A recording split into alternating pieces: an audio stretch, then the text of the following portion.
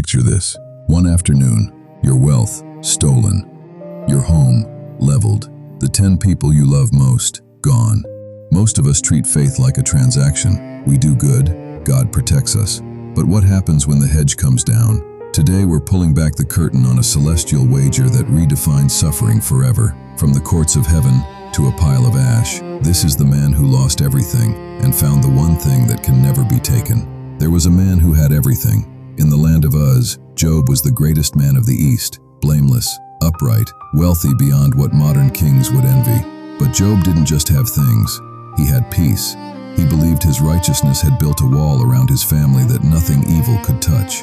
But while Job prayed on earth, a conversation was unfolding in a dimension he couldn't see. The sons of God, the angelic host, presented themselves before the Lord, and among them walked the accuser. Does Job fear God for nothing? Have you not put a hedge around him?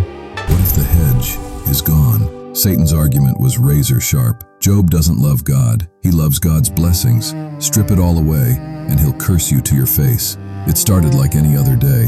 Then the first messenger burst through the door, face caked in blood. Then the second, then the third.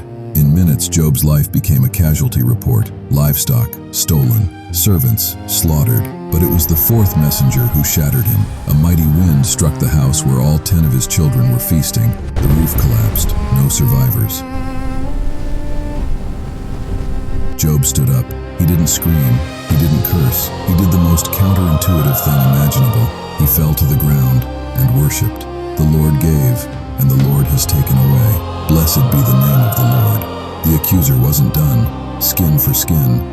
Satan struck Job's flesh with boils, head to soul. He was unrecognizable. He dragged himself to the edge of the city, sat among trash and ash, and scraped his oozing sores with a broken shard of pottery. If you lost your health, your wealth, and your family in a single day, would your faith survive the night? His wife, the only person left, looked at his misery and offered him a way out. Curse God and die. Job looked at her through eyes clouded with pain. Shall we accept good from God and not also trouble? For 7 days and 7 nights, 3 friends sat beside him in total silence. The grief was so immense that words felt like an insult. Job's silence finally broke into a cry for justice. He wanted his day in court. He wanted an answer. And after 30 chapters of human debate, the Almighty spoke. But he didn't answer with a why.